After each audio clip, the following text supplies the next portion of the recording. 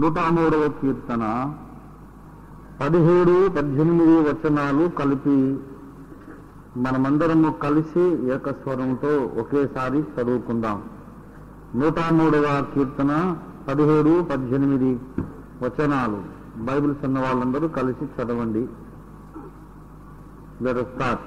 ఆయన నిబంధనను గైకొనుచు ఆయన కట్టడలను అనుసరించి నడుచుకుని వారి మీద, యెహోవా యందు భయభక్తులు గల వారి మీద ఆయన కృప యుగయుగములు నిలుచును. ఆయన నీతి వారికి పిల్ల పిల్లతనమున నిలుచును. దేవునికి స్తోత్రం. హల్లెలూయా. ప్రభునందు నాకు అత్యంత ప్రియులారా, చదవబడినటువంటి లేఖన భాగములో ఒక ప్రత్యేకమైన మాట ఉన్నది. దాని మీదకి మన దృష్టిని ఈ దినము ఆకర్షించాలని పరిశుద్ధాత్మ దేవుడు కోరుతూ ఉన్నారు. ఆ ప్రత్యేకమైన మాట ఏదనగా, ఆయన నీతి.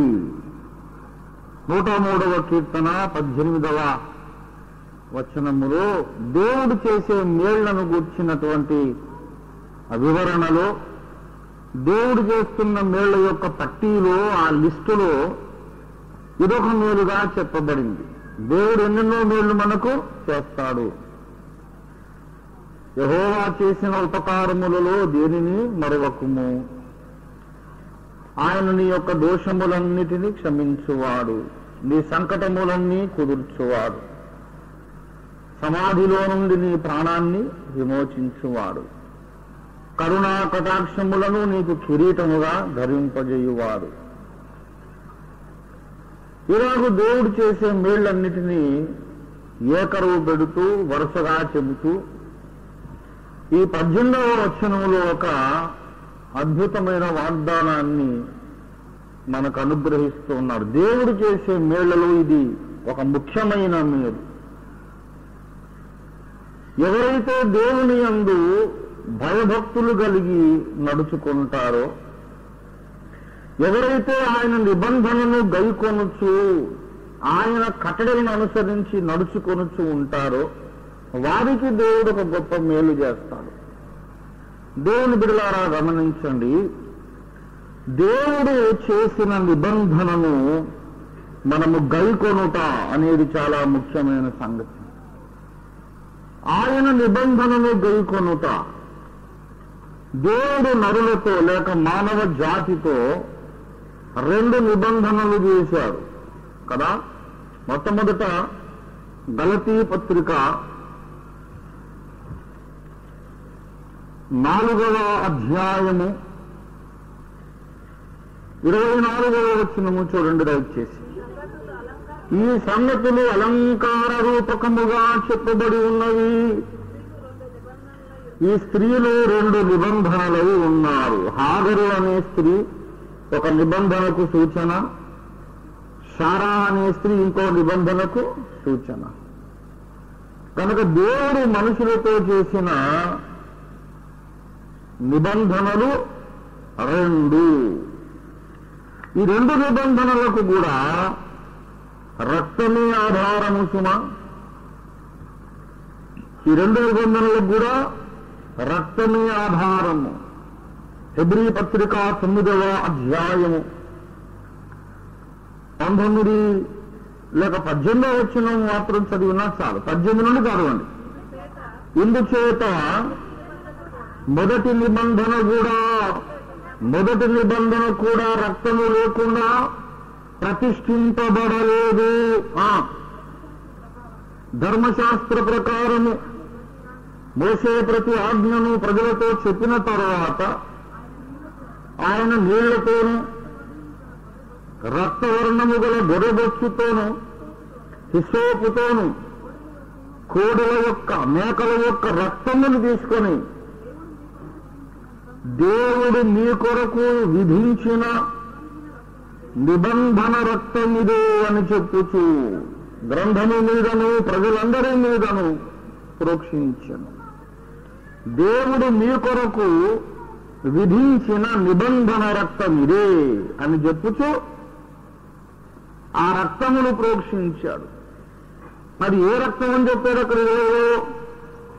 కోడెల యొక్కయు మేకల యొక్కయు రక్తమును తీసుకొని ఉందా లేదా మీ బైబిల్లో? నన్నట్లో బాగా చూడండి, బైబిల్లో చూడండి, ఉందా లేదా? బైబిల్లో ఏమనండి? కోడెల యొక్కయు మేకల యొక్కయు రక్తాన్ని తీసుకొని ఏమన్నాడు మోషే ఏమన్నాడు? దేవుడు మీ కొరకు చిందించిన నిబంధన రక్తము ఇదే.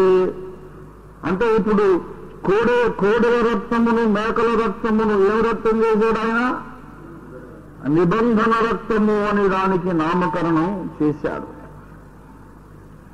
రెండవ నిబంధన కూడా రక్తము లేకుండా ప్రతిష్ఠించబడలేదు. మత్తయి సువార్త 26వ అధ్యాయము 28వ వచనము చూడండి దయచేసి. ఇది నా రక్తము అనగా పాప క్షమాపణ నిమిత్తము అనేకుల కొరకు చిందించబడుచున్న నిబంధన రక్తము, యేసునాథుని సొంత రక్తము. మానవ జాతితో దేవుడు 2 నిబంధనలు చేశాడు. మొదటి నిబంధనకు కూడా రక్తమే ఆధారము, రెండవ నిబంధనకు కూడా రక్తమే ఆధారం. మొదటి నిబంధనలో కోడెల రక్తము మేకల రక్తము ఆధారంగా చేసుకున్నారు. రెండవ నిబంధనలో దేవుడు తన సొంత రక్తమునే ఆధారముగా నిలిపాడు. దేవుడు తన స్వరక్తమిచ్చి సంపాదించిన సంఘమని మనకందరికీ ఆయన పేరు పెట్టాడు. దేవుని స్తోత్రం కలుగునుగాక. హల్లెలూయా. ఎవరి రక్తము చేత? దేవుని యొక్క సొంత రక్తము చేత నీవు కొనబడినావు, నేను కొనబడినాను. మన ఆయన కొనుక్కున్నాడు, డబ్బులు పెట్టి కాదు, రక్తం ఇచ్చి కొన్నారు. ఏదో మేక రక్తము కోడి పుంజు రక్తం కాదు, ఆయన సొంత రక్తం ఇచ్చి కొన్నాడు. కనుక దేవుడు చేసిన నిబంధనను గైకొనుట, దేవుడు చేసిన నిబంధనను గైకొనుట. నిబంధన అనే దాంట్లో ఇరువైపుల నుండి చేసే ఒప్పందం ఉన్నది. నిబంధన అంటే ఒడంబడిక, నిబంధన అంటే ఒక అగ్రిమెంట్ అన్నమాట. ఇతర పక్షం వాడు అంటాడు, నేను నీ ఎడల ఈలాగు చేసేదను. అప్పుడు అవతల పక్షం వాడు అనాలి, నేను కూడా నీ ఎడల ఈలాగు జరిగించదను అని అనాలి. అదే నిబంధన. నిబంధన ఎప్పుడు వన్ వే ట్రాఫిక్ గా జరగదు, జరిగితే అసలు అది నిబంధన కానే కాదు. హోషేయ గ్రంథము 3వ అధ్యాయము దయచేసి చూడండి. హోషేయ 3వ అధ్యాయము 2వ వచనము చూడండి. కాగా నేను 15 తులముల వెండియో ఏదుము ఎవరును తీసుకొని దాన్ని కొన్నాడట. ముందు ఏం చేశాడు? ముందు ఖరీదు ఇచ్చి విలేటి కొన్నాడు. కొన్న తర్వాత ఇట్లాంటిని చాలా దినములు నా పక్షమును నేను నిలిచి ఉండి కూడకయు విచారము చేయకయు నీ ఉండవలను. నీ ఎడల నేనును అలాగుండు, నీవు నా ఎడల ఇలాగుండవలను, నేనును నీ ఎడల అలాగు. That is covenant. One sided గా ఉండేది కవర్నెంట్ కాదు. నేను ఏం చేస్తానని అడగడానికి వీల్లేదు, నీవు మాత్రం నా ఎడల ఇలా ఉండవలేదు అనేది కవర్నెంట్ కాదు, నిబంధన కాదు. నేను నీ ఎడల నమ్మకముగా ఉండేదను, నీవును నా ఎడల అలాగూ ఉండుము. నీవు నన్ను మోసం చేయకుండా ఉండాలి, నేను కూడా నిన్ను మోసం చేయను. నేను నీకు అవమానం తీసుకురాను, నువ్వు నాకు అవమానం తీసుకురావద్దు. నీకు ఇష్టం కాని పనులు నేను చేయను, నాకు ఇష్టం కాని పనులు నువ్వు కూడా చేయవద్దు. That is a covenant. అది నిబంధన. నిబంధన దేవునితో మనిషికున్న నిబంధన, మనిషితో దేవుడు చేసిన నిబంధనలో కూడా 2 వైపులా ఒప్పందాలు ఉన్నవి. ఏమండి? దేవుని వైపు నిబంధన ఏంటి? నీ పాపములను ఆయన క్షమిస్తాడు, నిన్ను నూతన సృష్టిగా చేస్తాడు, నరకము నుండి తప్పిస్తాడు, పరలోక రాజ్య వారసునిగా చేస్తాడు. అవన్నీ ఆయన వాగ్దానాలు. మరి మన వైపు నుండి ఏంటి నిబంధన? ఏం లేదా? మన వైపు నుండి కూడా ఏదో ఒక ఒప్పందము ఉండాలి. మన వైపు నుండి ఆయన కోరుచున్న ఒప్పందం ఏమిటంటే, ప్రభువా నేను నీ ఎడలను అలాగున ఉండును, నీకు నమ్మకస్తుడనై ఉంటాను, నీకు విధేయుడనై ఉంటాను. దేవుడు కోరే మొట్టమొదటి లక్షణం విధేయత. హెబ్రీ పత్రిక 10వ అధ్యాయము 5వ అధ్యాయం 10వ వచనం. హెబ్రీ పత్రిక 5వ అధ్యాయం 10వ వచనం ప్రకారము మెల్కీసెదకు ఒక క్రమములో చేరిన ప్రధాన యాజకుడని దేవుని చేత పిలువబడి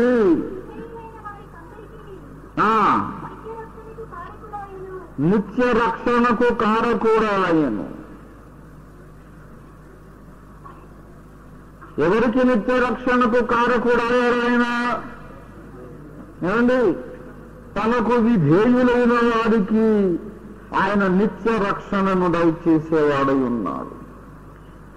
దేవుడు కోరేది ప్రప్రథమ లక్షణం ఏమిటంటే విధేయత. విధేయులైన వారికే నిత్య రక్షణ, విధేయులైన వారికి పరిశుద్ధాత్మాభిషేకము, విధేయులైన వారికే పరలోక ప్రవేశము. ఈ 3 విధేయుల కోసమా అపొస్తలుల కార్యాలు 5వ అధ్యాయము 32వ వచనం కూడా చూడండి దయచేసి. 5:32. నేనులో దేవుడు తనకు విధేయులైన వారికి అనుగ్రహించిన పరిశుద్ధాత్మయు. దేవునికి స్తోత్రము. పరిశుద్ధాత్మను ఎవరికి అనుగ్రహించాడు ఆయన? అయ్యా, తనకు విధేయులైన వారికి మాత్రమే పరిశుద్ధాత్మనిచ్చాడు. దేవుడు కోరేది ఇంప్లిసిట్ ఒబీడియన్స్. మనుషులమైన మనము అసంపూర్ణ జ్ఞానము కలిగిన వారము. అయినా మనకు ఇతరులు లోబడాలని మన డిమాండ్. మనకుండే జీవితాలు ఇవన్నీ సంపూర్ణమైనవి కాదు. నేను ఒకసారి రైల్వే రిజర్వేషన్ కొరకు వెళ్ళవయ్యా, బస్సులో వెళ్ళలేను, నాకు కష్టము, నాకు స్టమక్ అప్సెట్గా ఉంది, ట్రైన్ అయితే కన్వీనియంట్ అని చెప్పా కూటంలో. సరే అన్న అని చెప్పి నేను పంపిస్తానన్నా. తర్వాత 5 నిమిషాలకు ఒకసారి అడుగుతున్నాను, వెళ్ళారా రిజర్వేషన్ కొరకు? వెళ్ళారా అంటే పంపించినామన్నా. పంపించినావా? అరే అంత నమ్మకం లేదన్నా. పంపించినామన్నా. 5 నిమిషాలకు ఒకసారి. రోజంతా గడిచింది, ట్రైన్ ఎక్కే టైం అయింది, టికెట్ ఏది అనంటే వాడు ఒకడు పోయి ఇంకోడు చెప్పి ఆఖరికి ఒకరు లేదు దొరకలేదంట అన్నా, దొరకలేదంట, టికెట్స్ లేవంట, బెర్తులు లేవంట. నాకు ఈ ముఖాలు చూసి అనుమానం వచ్చింది. అసలు ఆ కౌంటర్ దగ్గర పోయినోడేవాడు తీసుకా అంటే ఎవడో భాస్కర్ రావు అని చెప్పి. అది ఎవరో ఏది భాస్కర్ రావు అంటే ఏది? మనిషా భూతమా? మనిషి ఏది? అదృశ్య స్వరూపురా? బయట దిఖాओ कौन है అంటే ఎవరు లేరు అక్కడ ప్రాంతం. ఆఖరికి ఏంటంటే లేదన్నా చెప్పినాం కానీ ఇప్పుడు పోతే లాభం లేదు, దొరకవు అని వీళ్ళు పోలేదు.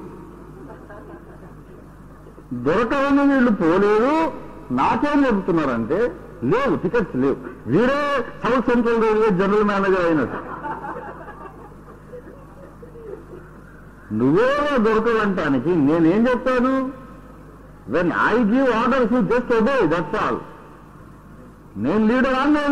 నేను చెప్పినట్టు చేయాలి. నువ్వు ఎప్పుడు ఫాలోవరు? నిప్పులో దూకంటే దూకాలి అక్కడ అంతే.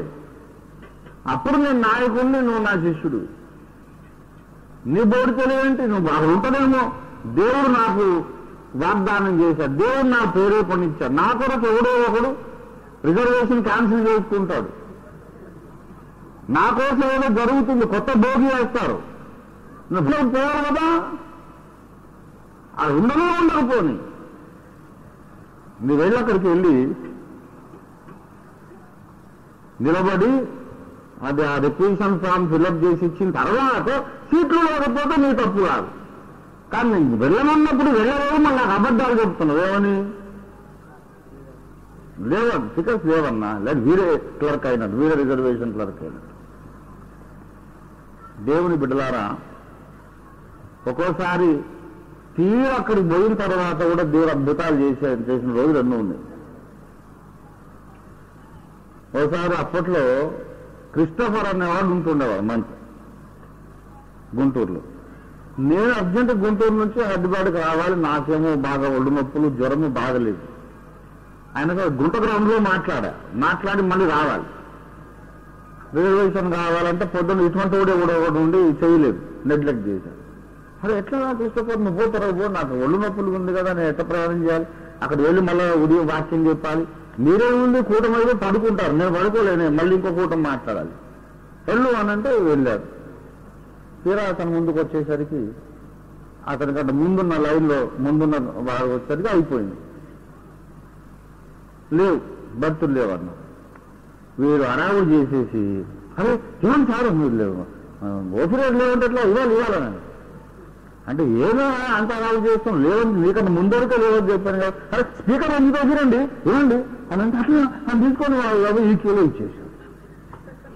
తర్వాత వాడు స్పీకర్ ఎందుకు వాడు లోక్సభ స్పీకర్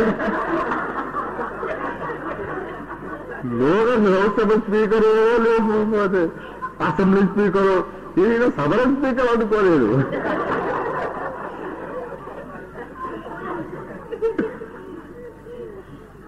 అరే నేను రొమ్మన్నప్పుడు పోవాలి, దేవుడు ఒక అద్భుతం తప్పక చేస్తాడు. దేవుడు నా కొరకు ఎన్నో అద్భుతాలు, రోజు కొన్ని అద్భుతాలు ఆయన చేస్తున్నాను. నాకు తెలుసు దేవునితో నడుస్తున్నాను కనుక. వీడి బోర్డు తిరిగి నువ్వు గోడ నిలబడమనంటే ఉండవులే అని ఊహించుకొని ఎవరు పోతావు, ఒళ్ళు బద్ధకం అన్నమాట.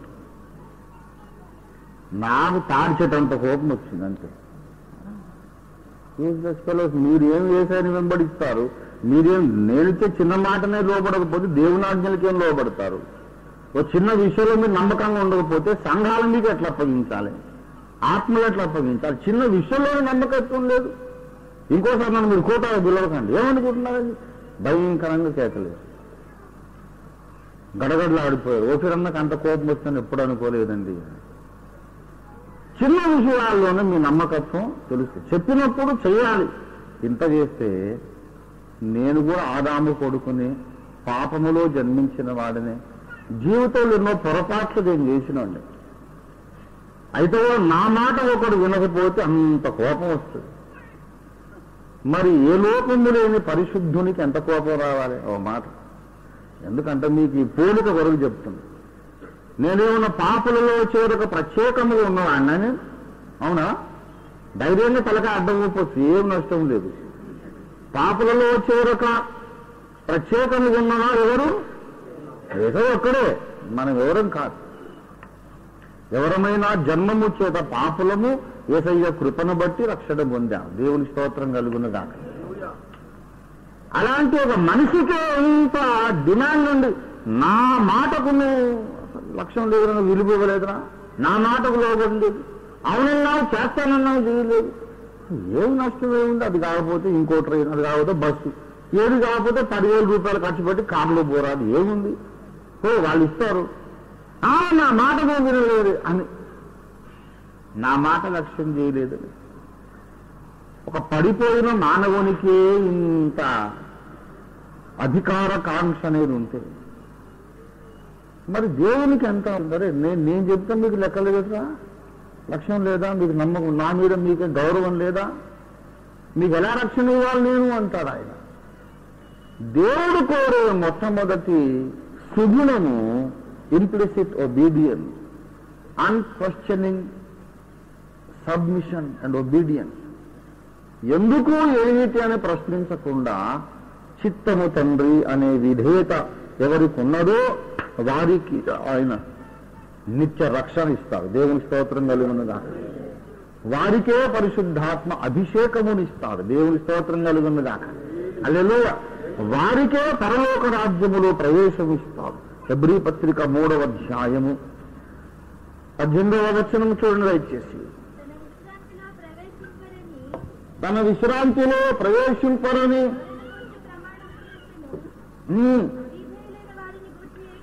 తన విశ్రాంతిలో ప్రవేశించరని దేవుడు ఎవరిని గూర్చి ప్రమాణము చేసెను? అవిధేయులైన వారిని గూర్చి కదా. చాలు చాలు. ఎందువలన వాళ్ళు దేవుని విశ్రాంతిలో ప్రవేశించలేకపోయారు? ఎందువలన? అవిధేయత వలన. కనుక దేవుని విశ్రాంతిలో ఎవరు ప్రవేశించగలరు చెప్పండి? ఏమండి? ఎవరు ప్రవేశించగలరు అంటే విధేయులే ప్రవేశించగలరు. విధేయులకే నిత్యరక్షణ, విధేయులకే పరిశుద్ధాత్మ అభిషేకము, విధేయులకే విశ్రాంతి లోపల ప్రవేశము. మొదటి నుండి దేవుడు కోరేది ఇదేనన్నమాట. దేవుని వైపు నుండి అన్ని ఇస్తాడు ఆయన. రక్షణ, పరలోక స్వాస్థ్యము, పరిశుద్ధాత్మ అభిషేకము, శాంతి, సమాధానము అన్నీ ఇస్తాడు. నీ వైపు నుండి దేవుడు కోరేది విధేయత. ఎందుకంటే ఆదాము హవ్వలు అవిధేయత వలననే పాపులయ్యింది కదా. ఆదాము హవ్వలు ఎందుచేత పాపైనారు చెప్పండి? అవిధేయత వలన. రోమాపత్రిక 5వ అధ్యాయము ఒకని అవిధేయత వలన 12వ వచనం చదవండి. ఒక్క మనుషుని అవిధేయత వలన. చాలు. పాపం ఎందువల్ల ప్రవేశించిందండి? అవిధేయత వలననే లోకంలోనికి ఏం ప్రవేశించింది? పాపము ప్రవేశించింది. కనుక అవిధేయత వలన పాపము ప్రవేశిస్తే దానికి రివర్సు విధేయత వచ్చిందనుకోండి. విధేయత వలన ఏమొస్తుంది మరి? పరిశుద్ధత, నీతి, రక్షణ కలుగుతుంది. దేవునికి స్తోత్రం కలుగును కాక. Very simple formula. చాలా సున్నితమైన సులభమైనటువంటి ఫార్ములా. దేవునికి లోబడలేదు కనుక ఆదాము హవ్వలు పాపులైనారు. మనము దేవునికి లోబడుట చేత దేవునికి సన్నిహితులము, ఇష్టలము కాగలుగుతాం. దేవునికి స్తోత్రం కలుగును గాక. దేవుడు కోరేదంతా ఒకటే. వీడు లోబడతాడా లోబడడా అనేది ఎంతసేపటికి ఆయనకు అదే పరీక్ష. నిర్గమకాండము 16:4 చూడండి దయచేసి.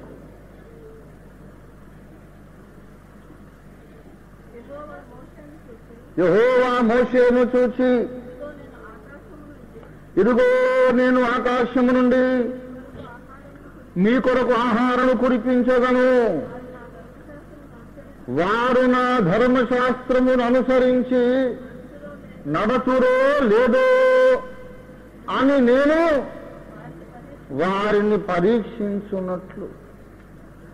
ఈ మన్నాను దేవుడు ఎందుకు కురిపించాడంటే దాంట్లో చాలా చాలా చాలా కారణాలున్నాయి మన్నాను కురిపించడానికి. అందులో ఒక కారణం ఏంటంటే టు టెస్ట్ దేర్ ఒబీడియన్స్.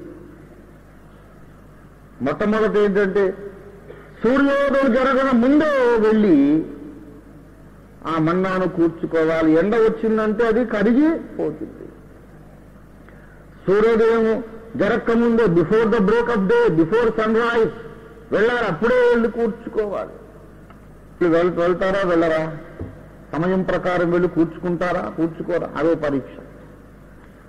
రెండవది ఏంటంటే 6 దినాలు కూర్చుకోవాలి, 7వ దినం విశ్రమించాలి.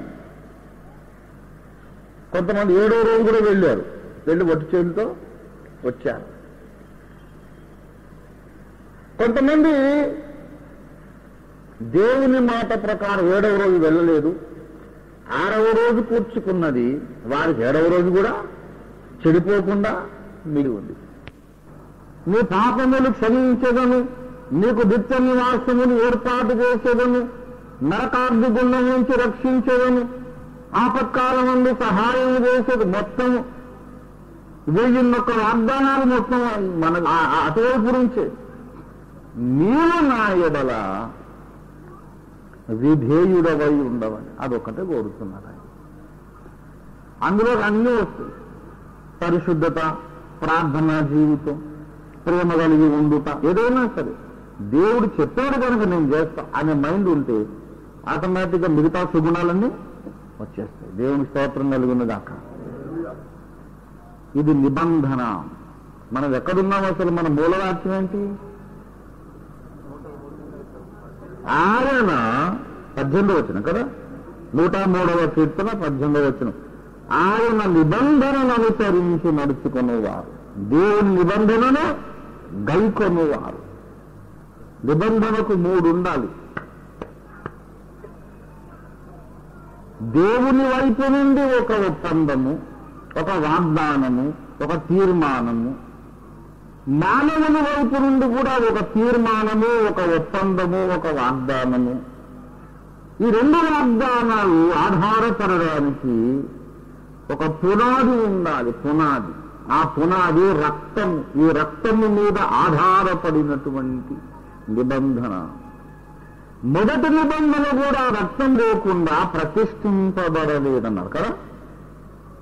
ఒప్పందం వేసుకున్నాక దానికంటూ ఆధారం ఒకటి ఉండాలి. దేవుడు చేసిన ఒప్పందములకు ఆధారమే శిలువ రక్తము. మనము ఆయనకు లోబడి ఉంటామని వాగ్దానం చేయడానికి ఆధారం కూడా శిలువ రక్తమే. శిలువ రక్తము నన్ను కడిగినప్పుడే నేను విధేయుడమై ఉండగలను. లేకపోతే నా లోపల ఉండేదేమిటి? ఆదాము యొక్క అవిధేయత. ఆదాము నుండి పుట్టి, ఆదాములో నుండి పుట్టి అవిధేయతను జన్మతః నేర్చుకున్న నేను ఇప్పుడు ఆకస్మికముగా, అకస్మాత్తుగా విధేయత ఎక్కడి నుంచి తెచ్చుకోగలను? ఆల్ ఆఫ్ ఎ సడన్ కాకి కోతులు అయిపోతుందా? అవదు కదా. పంది గొర్రెపిల్ల అయిపోతుందా? అవదు కదా. నేను ఆదాము గర్భంలో పుట్టిన వాడను, నేను ఎట్లు విధేయుడను కాగలను? దానికి ఆధారము శిలువ రక్తము నాకు ఇచ్చే శుద్ధీకరణ. దేవుని స్తోత్రం కలుగును గాక. శిలువ రక్తము నన్ను కడిగింది కనుక దేవునికి లోబడే శక్తి నాకు వచ్చింది. దేవుని స్తోత్రం కలుగును గాక. హల్లెలూయా, హల్లెలూయా. దేవుడు మన కొరకు చేస్తానన్న ఉపకారములకు ఆధారము రక్తము. దేవుడు కోరిన ప్రకారం మనము లోబడి ఉండడానికి ఆధారం రక్తమే. దేవుని స్తోత్రం కలుగును గాక. ప్రియులారా, ఈ నిబంధనను గైకొనుచు అన్న కొంతమంది ఉన్నారు ఈ భూమి మీద. దేవుడు చేసిన నిబంధనను గైకొనుచు, శిలువ రక్తము మీద ఆధారపు జీవించుచు, దేవుని కొరకు వారు విధేయులై జీవించుచు, దేవుని వాగ్దానాలను స్వతంత్రించుకుంటూ ఎవరైతే బ్రతుకుతున్నారో వారికి ఒక మేలు, ఒక ఉపకారమైన వాగ్దానం చేస్తున్నారు. వారికి 18వ వచనములో ఆయన కృప యుగ యుగములు నిలుస్తుంది. వీళ్ళకి ఏమి నిలుస్తుంది? ఏమి నిలుస్తుంది? కృప నిలుస్తుంది. ఎప్పుడెప్పుడు? యుగ యుగములు కృప నిలవాలంటే వీళ్ళు జీవుడు ముందు యుగ యుగాలు ఉండాలి కదా.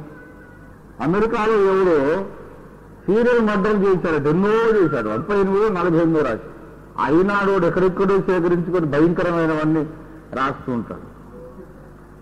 ఎన్నో హత్యలు చేశాడు. వాడేం మనిషి ఏమో చేస్తే వాడికి 480 సంవత్సరాలు జైలు చేశారు.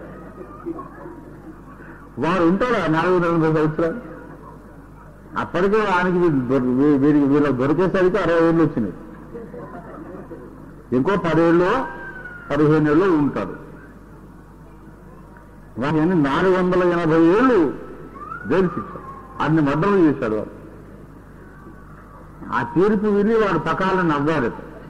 నాకు 400 ఏళ్ళు వయసే ఉండదు, ఆయుష్యే లేదు, మీరు ఎక్కడ పిచ్చోళ్ళరా నాయన? నేనే పిచ్చోళ్ళు అనుకున్నా, మీరు నాకంటే పిచ్చోళ్ళు. చాలా అమెరికాలో ఎక్కడ లేని పిచ్చి పనులు ఇట్లా చేస్తూ ఉంటారు.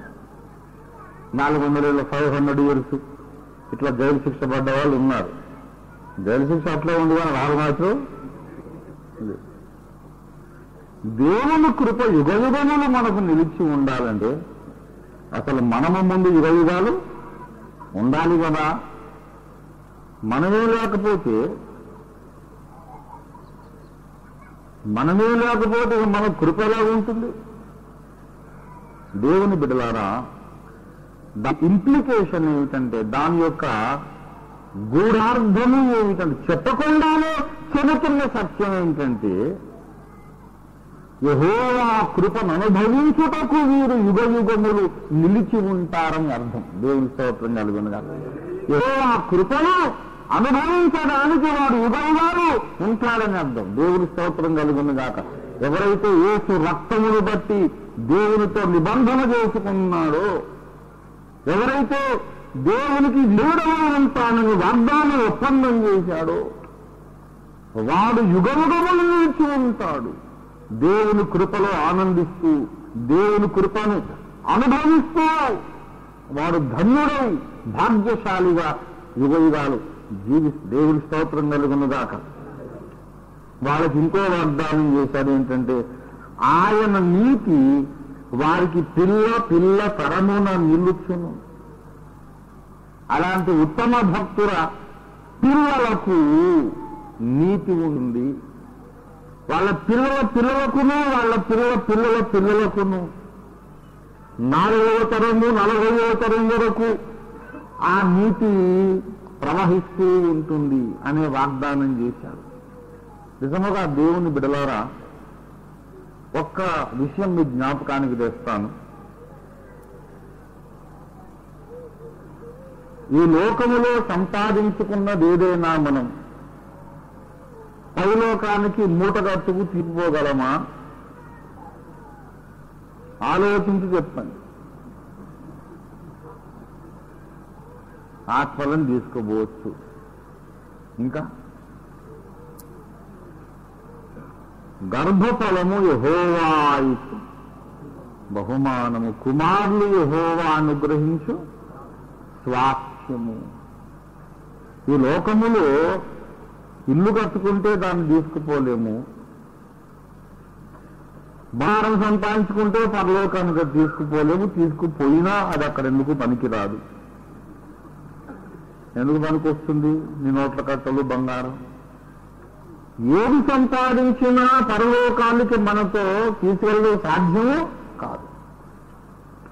దాని దేవుడు ఒకవేళ మనకు పిల్లలను ఇస్తే, ఆ పిల్లలను ఇక్కడ మనం ఎలాగున సంతోషంగా దగ్గరికి తీసుకొని ముద్దులు పెట్టుకుంటామో, అలాగే పరలోకములో కూడా ముద్దు పెట్టుకునే అవకాశం ఉంటుంది. నిత్యత్వమంతా వారితో మనం కలిసి గడపడానికి అవకాశం ఉంటుంది.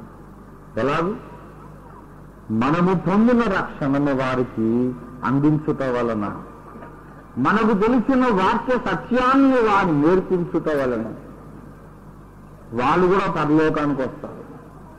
అందుకే ఇల్లు, వాకిలి, పొలాలు, తోటలనే స్వాస్థ్యము అది నిజమైన స్వాస్థ్యము కాదు, కానీ గర్భఫలము నిజమైన స్వాస్థ్యమని బయట సెలవిస్తుంది. దేవుని స్తోత్రం కలుగునగా. దంపతులు పిల్లల్ని కంటే ఒకవేళ ఆ పిల్లలను వారు గాలికి వదిలేయకూడదు. బాల్యమందే వారు నడవలసిన త్రోవను నేర్పాలి. దేవుని స్తోత్రం కలుగునగా. పిల్లలు ముద్దే, అందరికీ ముద్దే. ఎవరెవరి పిల్లలో నాకు ముద్దు. మరి సొంత పిల్లలు ముద్దు కాదా? ఏమండి, చాలా ముద్దు వస్తారు, ముద్దు పెట్టుకుంటాం, గారాబం చేస్తాం. ఒక్కోసారి వాడు అనకూడని మాటలు అంటాడు, చేయకూడని పనులు లేదు. అప్పుడు భయం పెట్టాలి. బెత్తము వాడని వాడు తన కుమారునికి విరోధి అన్నాడు. నేను ఇంత పెద్దోడినైనా నాకు ఇప్పటికీ మా అమ్మ నాన్న గుర్తొస్తే కొంచెం బాబు అనిపిస్తుంది నాకు. అదిలో చిన్నప్పుడు ఆ భయం పెట్టేశారన్న. మళ్ళీ క్రూరులు కాల్చుమా, ఓ ఆ కొండంత ప్రేమ, ఆకాశం అంత ప్రేమ. కానీ అమ్మ గుర్తుకు రాగానే, నాన్న గుర్తుకు రాగానే కొంచెం హృదయంలో ఒక మూలన జల్లుమంటూ అమ్మో అనిపిస్తుంది. ఆ భయం ఎప్పుడు కొట్టలేదు, రక్తాలు వచ్చేటట్టు, వాసలు తక్కువ ఎప్పుడు కొట్టలేదు. ఎప్పుడు ఒక్క దెబ్బ కొట్టిన అమ్మ నన్ను జీవితంలో. ఎవరో ఫ్రెండ్ చెడ్డ మాట తెచ్చాడు, అమ్మవాడు ఇలా అన్నారని పోయి చెప్తే చెంప బగిలింది అప్పుడే. అరే వాడంటాడంటే నన్ను కొడతావేంటమ్మా, వాడు ఆ దేవుడు కాబట్టి తిట్టాడు నన్ను అని అంటున్నాను. మళ్ళీ కొట్టు రేరా అదే నేనంటే అమ్మ అరే మళ్ళీ వాడంతా అన్నాడు పనికి మాలినోడు, వాడన్నాడని నువ్వు మళ్ళీ ఆ అపవిత్రమైన మాట నా కొడుకు నోట్లు నేను వినాల్సిందా పంపాను, ఇంకోసారి ఆ మాట అన్నామంట. మరి ఎలా చెప్పాలి, వాడు అన్నాడు కదా, చెడ్డ మాట అన్నాడమ్మా అని చెప్పలేవు. చాలు చెడ్డ మాటలు తిరుగుతున్నాడు ఇంకా నాకు ఆ వివరం అక్కర్లేదు. ఆయన అటువంటి స్నేహం ఎందుకు చేసేవరా, ఇంకోసారి వాటితో ఆడుకున్నామంటే పంటాను నిన్నని. అది ఒక్కటే సందర్భం, అమ్మ నన్ను కొట్టిన సందర్భం, ఇంకెప్పుడు కొట్టలేదు. ఆమెకు ఇష్టమైన తిట్టు దున్నతో తిడతాను. అలా అంటే కూడా ఎంతమ్మగా ప్రేమగా తిడుతుందంటే మళ్ళీ ఒకసారి తిడితే బాగుండి అనిపించేది. అలా తిట్టినప్పుడు కళ్ళ నిండా ప్రేమే, మొహం నిండా ప్రేమే, చాలా ప్రేమ కలిగిన మనిషి. దేశమంతా నా కుటుంబమే అనుకున్నాం, నన్ను ఎందుకు హింసారు, హింసించిన వాళ్ళు కాదు, కానీ ఆ భయం అనేది ఏ తల్లిదండ్రులైనా పిల్లల్ని పెంచేవాళ్ళు ఎవరైనా బాల్యం నుండి ఉగ్గుపాలతోనే అమ్మంటే నాన్నంటే భయం అనేది నేర్పించాలి. లేకపోతే పెద్దవాళ్ళైనాక విచారించి ప్రయోజనం లేదు. మొక్కై వంగండి రానై వంగదు. పెద్దవాళ్ళైపోయి వాళ్ళు మీసాలు గడ్డాలు వచ్చేసాక చీరలు కట్టుకున్నాక ప్రార్థన చేయండి మా అమ్మాయి కొరకు మా అబ్బాయి కొరకు, మా మాట అస్సలు వింటం లేదు అంటే నువ్వు అసలు దేవుడి మాట విన్నావా?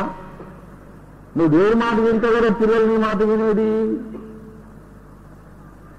మనం దేవుడి మాట వినాలి. పిల్లలు అనేవాళ్ళు మనకు దేవుడిచ్చిన అద్భుత స్వాస్థ్యము, దాన్ని సరిగా కాపాడుకునే దాన్ని మనం పరలోకంలో కూడా ఆ సంతాన సౌఖ్యమును ఆనందించవచ్చు. దేవుని స్తోత్రం కలుగునుగా. హల్లెలూయా. పిల్ల తరమున వారికి ఏమి నిలుస్తుంది? నీతి నీతి నీతి నిలుస్తుంది. అయితే ఇక్కడ అంశం ఏమిటనగా యెహోవా నీతి నిలుచును. ఏమి నీతి నిలుచును? చదవండి మళ్ళీ 103వ కీర్తన 103వ కీర్తన 18వ వచనం చూడండి దయచేసి.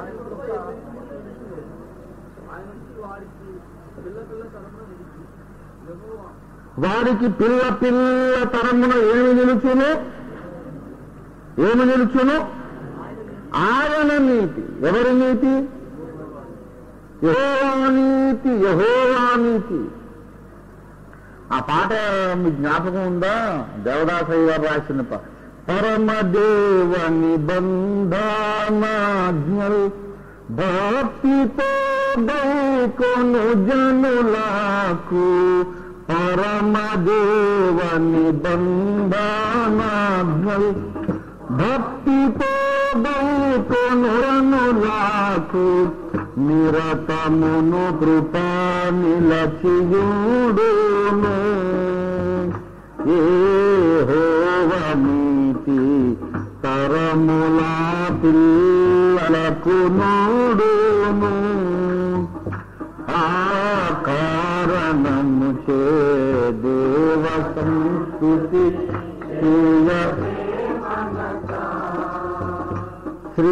శ్రీమంతుడగు యెహోవా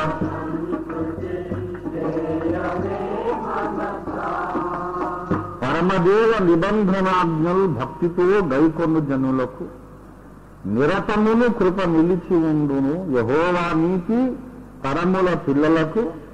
ఎవరి నీతి? దేవుని నీతి అనేది ఒకటి ఉంది బైబిల్ గ్రంథంలో. బైబిల్ గ్రంథములో 2 రకాల నీతి ఉన్నది. ఆ 2 రకాల నీతులలో శ్రేష్టమైనది దైవ నీతి. ఏమి నీతి అండి ఇది? దేవుని నీతి. దేవుని నీతి. ఈ దేవుని నీతి కలిగి మనము దేవుని ఎదుట నిలబడుట మన జీవిత లక్ష్యమై ఉండాలి. మళ్ళీ మెల్లగా చెబుతున్నాను. దేవుని నీతి కలిగి దేవుని ముందు నిలబడుట మన జీవిత గురి అయి ఉండాలి, మన జీవిత లక్ష్యమై ఉండాలి. అది పౌలు యొక్క జీవిత లక్ష్యం. ఫిలిప్పీ పత్రిక 3వ అధ్యాయము, దయచేసి మొదట 6వ వచనం చదవండి, ఆ తర్వాత కిందికి వెళదాం. 3:6. అమ్మా, ఆసక్తి విషయము సంఘమును హింసించేవాడనని ధర్మశాస్త్రము వలని నీతి విషయం అనింద్యుడనై ఉంచింది. చూసారా దేవుని బిడ్డలారా, ఆయన ధర్మశాస్త్రము వలనైన నీతి విషయంలో అనింద్యుడనై ఉన్నాడు. అయితే 9వ వచనం చూడండి. క్రీస్తును సంపాదించుకొని ధర్మశాస్త్ర మూలమైన నా నీతిని కాక క్రీస్తునందలి విశ్వాసము వలనైన నీతి అనగా విశ్వాసమును బట్టి దేవుడు అనుగ్రహించు నీతి గలవాడని ఆయన అగుపడు నిమిత్తము నేను సమస్తమును పెంటగాను నష్టముగాను ఎంచుకొనుచున్నానన్నారు. దేవుని బిడలారా, స్వనీతికి దేవుని నీతికి భేదము వ్యత్యాసము తెలుసుకోనంత వరకు మనము సంపూర్ణము కాలేము, సంపూర్ణ సిద్ధి వైపు ఒక అడుగైనా వేయలేదు. మళ్ళీ చెబుతున్నా ఈ స్టేట్మెంట్. మన స్వనీతికి దేవుని నీతికి మధ్య భేదము మనం తెలుసుకోనంత కాలం సంపూర్ణం కాలేము, సంపూర్ణ సిద్ధి వైపు ఒక అడుగైనా వేయలేము. దేవుని యొక్క నీ నీతి ఎందుకు పనికిరాదు? మనం ఎవరైనా నీతిమంతులుగా ఒకవేళ బ్రతికి ఉంటే మనందరికన్నా నీతిగా పౌలు బ్రతికాడు. దేవుని వాక్య ప్రకారమే నేను ఉండాలి, ఉంటాను, తప్పకుండా ఉంటానని నిష్ఠ ఎవరికైనా ఉంటే అది మనందరికంటే ఎక్కువ పౌలుకున్నది ఆ నిష్ఠ. పౌలు కంటే మనం గొప్ప నిష్ఠాగరిష్ఠులు అనేది కాదు. పౌలు అంటాడు, నేను ధర్మశాస్త్ర విషయములో నేను అనింద్యుడను. అనింద్యుడు అంటే ఎవరూ నిందించడానికి అవకాశమే లేని బ్రతుకు పౌలు బ్రతికాడు. అయితే ఆ నీతిని చెప్పకుండా పెంట కింద అవతల వారేశారు. ఈ నీతి పనికిరాదు. దేవుని ఎదుట నేను యోగ్యుడిగా నిలవడానికి ఈ నీతి నాకు చాలదు, పనికిరాదు. దీనికంటే శ్రేష్టమైనటువంటి నీతి నాకు కావాలి. దేవుని నీతి, దేవుని నీతి, దేవుని నీతి తీసుకొని వచ్చి నా మీద ఆయన కప్పాడన్నమాట, నీ మీద కప్పాడన్నమాట. దేవుని నీతి పౌలు మీద కప్పాడు. మీకు నేను ఒక ఉదాహరణ చెప్తాను, గమనించండి, బాగా వినండి. నేను అడిగిన కొంతమందికి విచిత్రమైన జబ్బు వచ్చింది. ఒంటి నిండా కురుపులు,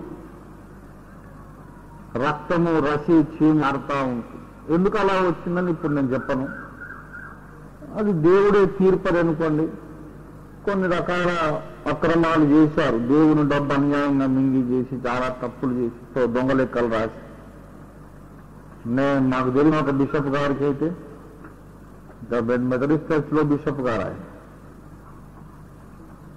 ఆయన తెల్లటి మల్లె పువ్వు లాంటి బెడ్ దుప్పటి పడుకోబెడితే ఒంట్లో నిండా రంధ్రాలు ఉండి, అందులో నుండి బియ్యంలో తెల్లటి నొడి పురుగులు ఉంటాయి చూసారా, అట్లాంటి పురుగులు బయటకు వస్తా ఉండి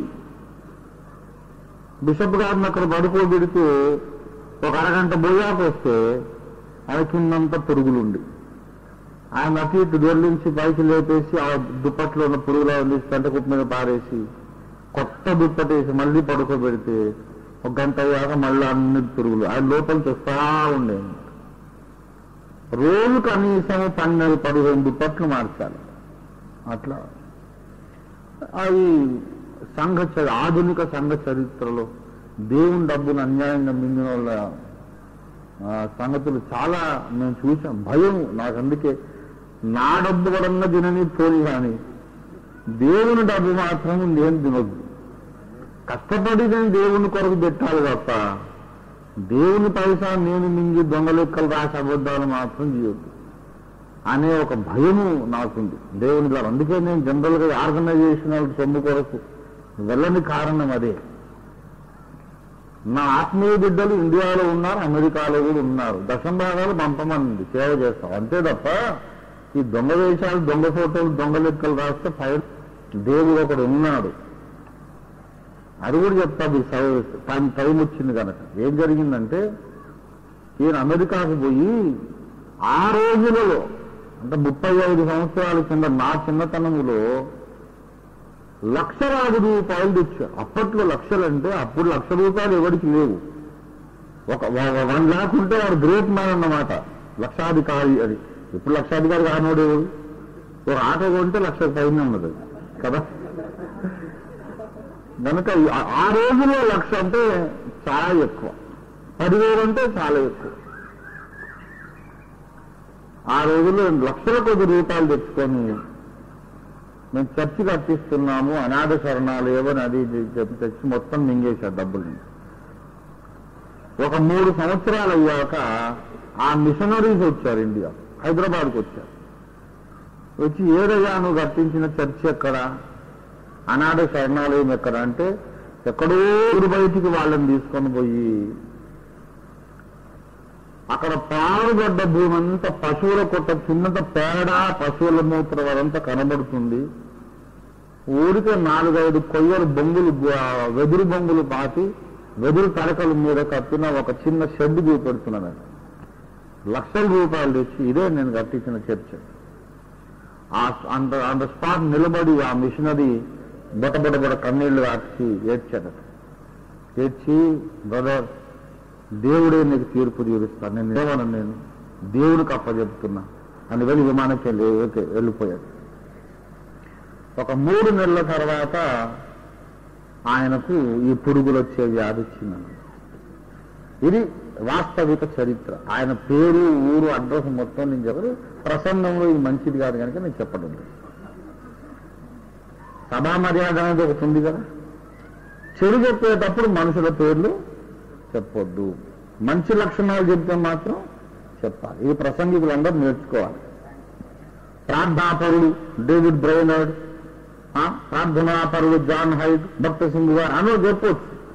ఏదన్నా అదే భక్తుల్లో ఒక బలహీనత నాకు తెలుసు అనుకో, పేర్లు చెప్పకుండానే చెప్పాలి. అది సంగతి. మంచిది ఏదేమైనా సరే ఈ మాటకు చెప్పానంటే ఇలాంటి విచిత్రమైన వ్యాధులు కొన్ని ఉన్నాయి. కొంతమందికి ఒళ్ళంతా కురుపులు వచ్చేసి దాంట్లో నుంచి చీము, నెత్తురు అంతా వస్తుంది. అలాంటి వాళ్ళు ఒకడు ఉన్నవాడు. ఒకడెందుకున్నాడు, మనుషులందరూ అటువంటి వాళ్ళే. అధికారం నుండి నడినెత్తి వరకు ఒళ్ళంతా వానికి ఏముంది, కురుపులు, స్వస్థత కొంచెమైనను లేదు అని యెషయా అభివర్ణించాడు. ఆదాము గర్భమున పుట్టిన ప్రతి మానవుడు కూడా ఒళ్ళంతా పుండ్లు, రసి, చీము కారుతున్నవాడే. యెషయా గ్రంథము 1వ అధ్యాయం 6వ వచనం చదవండి దయచేసి. అరకాల మొదలుకొని నెత్తి వరకును తల వరకును స్వస్థత కొంచెమైనను లేదు. ఎక్కడ చూసినా గాయములు, దెబ్బలు, పచ్చి పుండ్లు, అవి పిండబడలేదు, కట్టబడలేదు. ఇప్పుడు ఈ పిక్చర్ మీకు మీ మైండ్కి వచ్చింది కదా. ఒక మనిషి ఉన్నాడు, దాని ఒంటి నిండా ఏమున్నాయి, పుండ్లు. వాడిని తెల్లటి వస్త్రం కప్పామనుకోండి, ఏమవుతుంది చెప్పండి, ఏమవుద్ది? ఆ రసి, చీము, నెత్తురం మళ్ళీ దానికి కూడా అంటే మరకలుగా తయారవుతుంది. ఆ బట్ట తీసేసి మళ్ళీ కొత్త బట్ట కప్పామనుకోండి, మళ్ళీ అది కూడా ఏమవుతుంది, అది కూడా ఆ నెత్తురు, చీముతో మరొకరు అసహ్యంగా తయారవుతుంది.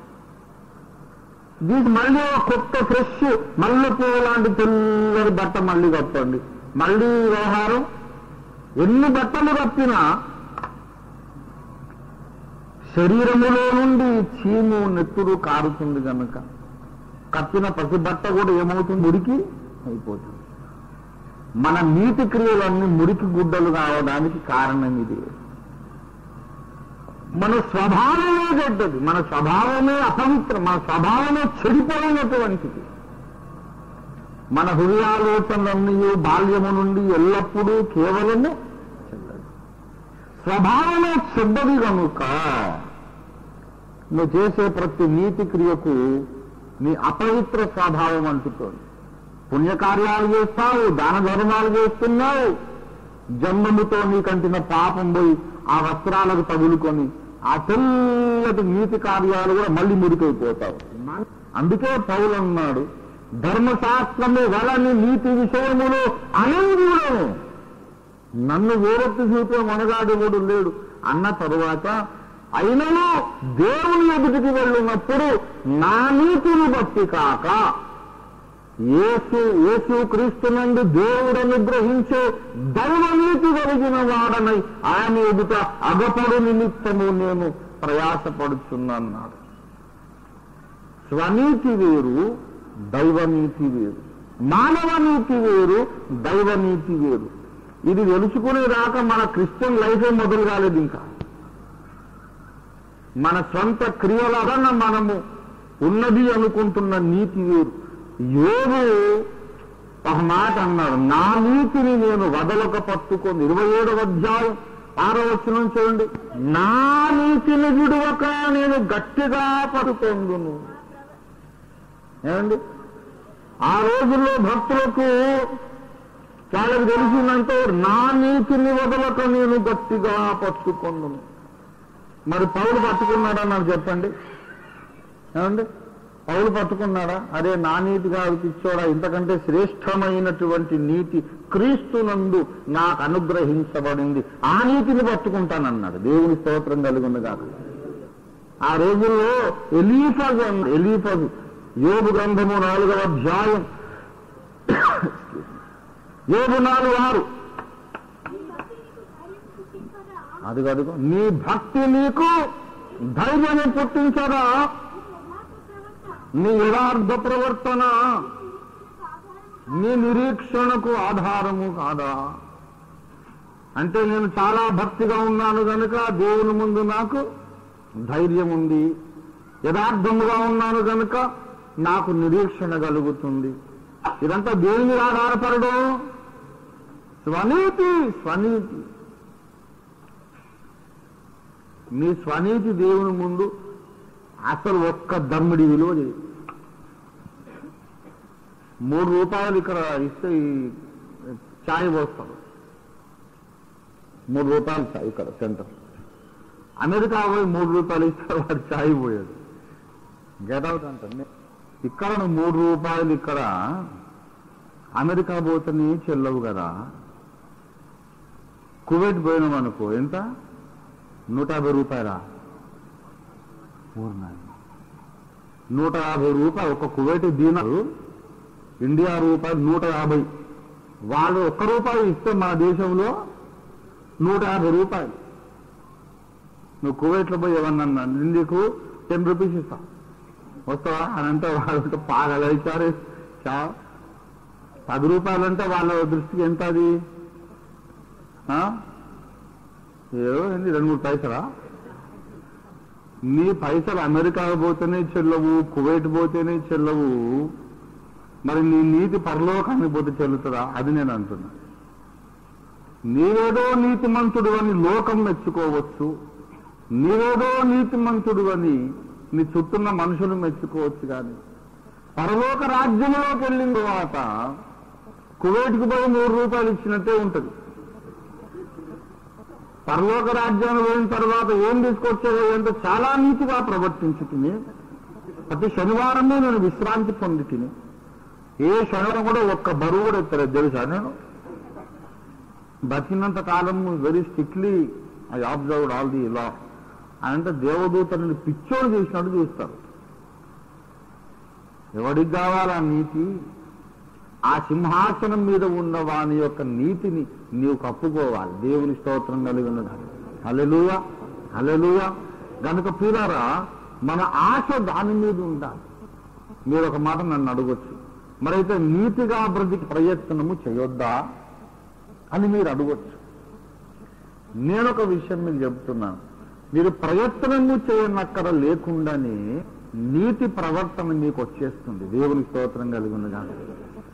మీరు ప్రయత్నము చేసినంత కాలం నీతి మీకు రానే రాదు.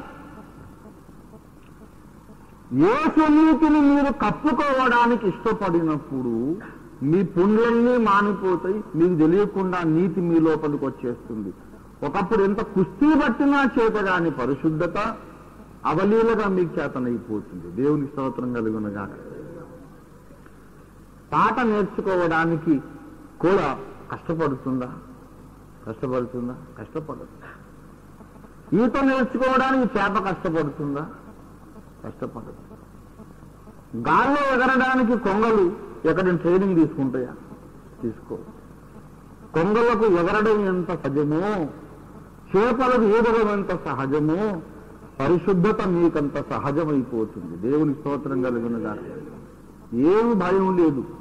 నీవు పాపం చేద్దామనుకున్నా వీలు కాకుండా చేస్తాడు దేవుడు. దేవుని స్తోత్రం కలిగినగాక. పాపం నీకు చేయిద్దాని సైతాన్ని ఎంత కుస్తీ పట్టినా సైతానికి కుదరదు, నీకు కుదరదు. ఏదో వాడు కుదరకుండా చేసి అసలు పాపము జరగకుండా దేవుడే నీ నీతి నిలబెడతాడు. దేవునికి స్తోత్రం కలిగినగాక. దేవుడిచ్చే నీతి కావాలి కానీ నీవేదో కుస్తీ పట్టడం కాదు. నీవు కుస్తీ పట్టినంత కాలము నీవు తప్పకుండా పడిపోతూనే ఉంటావు. ఆయన మీద ఆధారపడినప్పుడు, ఆ నీతిని ధరించుకున్నప్పుడు, యెహోవా నీతి నీ మీదకి వచ్చినప్పుడు పరిశుద్ధత చాలా సులభమైపోతుంది. యెహోవా చేసే ఉపకారములలో ఇది ప్రధానమైనది. దేవునికి స్తోత్రం కలుగునుగాక. హల్లెలూయా, హల్లెలూయా. గమనించండి, దేవుడు చేసే ఉపకారాల్లో మొట్టమొదటి ఏమిటి? ఆయన నీ దోషములన్నీ క్షమించువాడు, నీ సంకటములన్నీ కుదుర్చువాడు, సమాధిలో నుండి ప్రాణాన్ని విమోచిస్తాడు. తరువాత నీ స్వనీతి మీద నీవు ఆధారపడనక్కర లేకుండా తన నీతి నీకు ధరింపజేస్తాడు. ఆ నీతిని మనము ధరించుకుంటే తప్ప దేవుని ముందు యోగ్యులుగా మనం నిలబడలేము.